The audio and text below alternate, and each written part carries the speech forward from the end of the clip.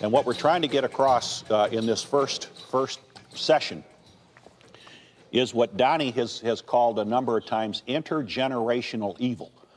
And it's about how abuse and hurt prevents us from being the kind of men and fathers and people that we want to be. It gets in the way of the life that we want to live.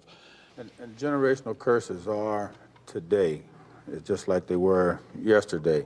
And it continues to eat at you, you know, and what you'll do is, it may be an abuse, physical abuse, and you will hand that down to your kids, just like it was handed down to me.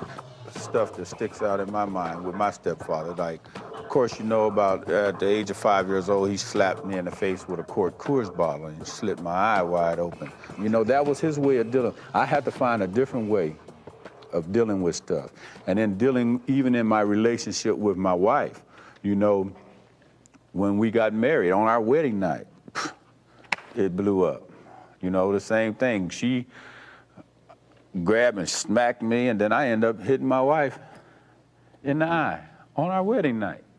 Because I'm thinking, well, she did this to me first, and she disrespected me and some of our friends. And then we had a whole lot of stuff to work through from the word go. Yeah. You know?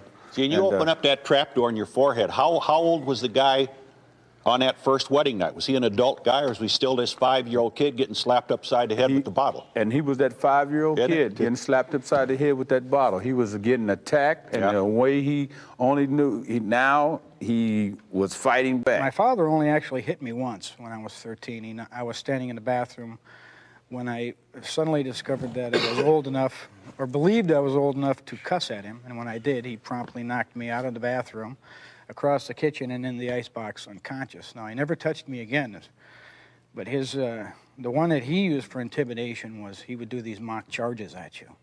If you were doing something he didn't like, then he would lunge at you and say, I'm going to break your arm, or I'm going to do this. And that, to me, was more terrifying because I never knew, was it really going to come? And so for most of my life, especially as a child, I did a lot of this because I didn't know whether it was going to be the hit or not. My father and I, we never actually had a relationship. It was like distant, like being abandoned, but you're up under the same roof and not really knowing right from wrong. And during those times, they were smoking a lot of pot. A lot of pot was going on. But what was going on with me was the fact that there was no respect for women. None.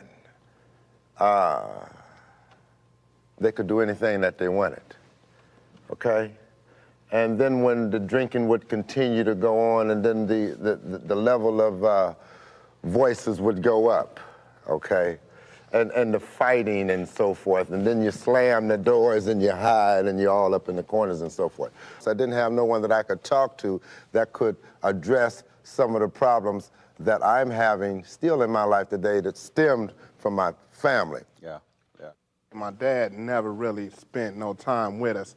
By the way I was being neglected at home, it forced me into the streets. Right. You know what I'm saying? So the only people that I felt maybe I could get along with was the drug dealers, the pimps, the hustlers, the bums, the thieves. Right, this is the only people, this the only people who really act like they even care what I'm saying. You know, I'm hungry. Okay, well, let's go steal some lunch meat. You know what I'm saying? Look, I'm gonna take you where we gotta go. So that's why I felt like, hey, this is the only way I can live. You know, I've never been intimate with my parents.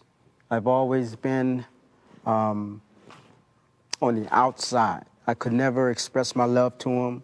I didn't know how to deal with that. I felt strange because of that.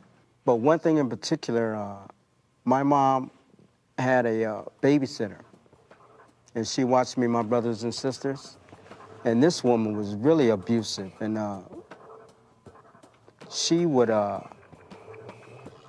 sit us down on a bench when we would act up.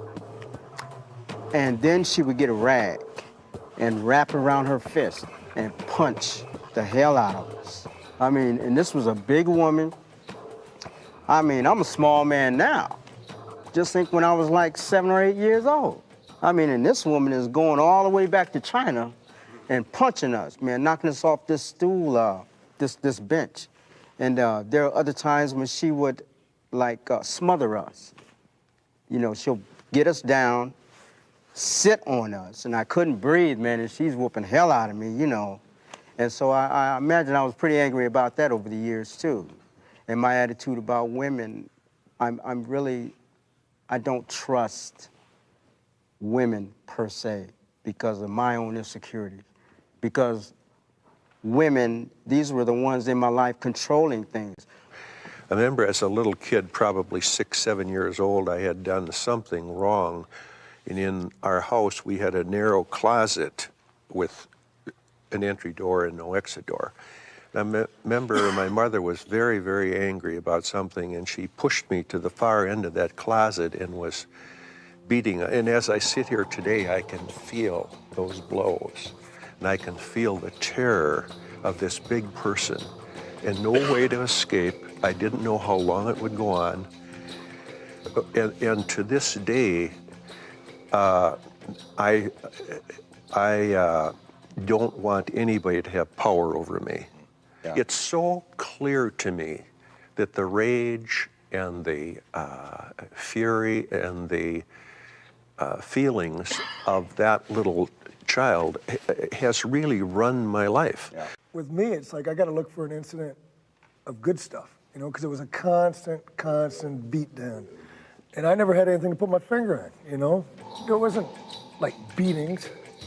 It was just the constant mental put down. It was the constant, you're no good, so you try harder, you do good. You're busting your little butt to be good, and you got a week or two going there, you know?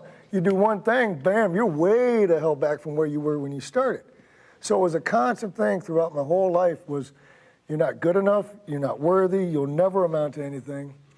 And this was the impression I took with me, and I take it to this day. I still battle with it every single day. We now encourage you to turn off this video and talk among yourselves about things you might have learned, behaviors you might recognize, points that you might agree or disagree with. Do you recognize abuse in your past? What has happened to you in the past that might be labeled as abuse? Be specific. What were your thoughts, feelings, and actions at the time of the abuse? Do you respond to some things today as if you were living in the past? As if you were experiencing the abuse for the first time? Talking about past abuse can be painful and may open up some repressed feelings. You don't have to deal with these feelings on your own. You may choose to seek the help of a professional therapist.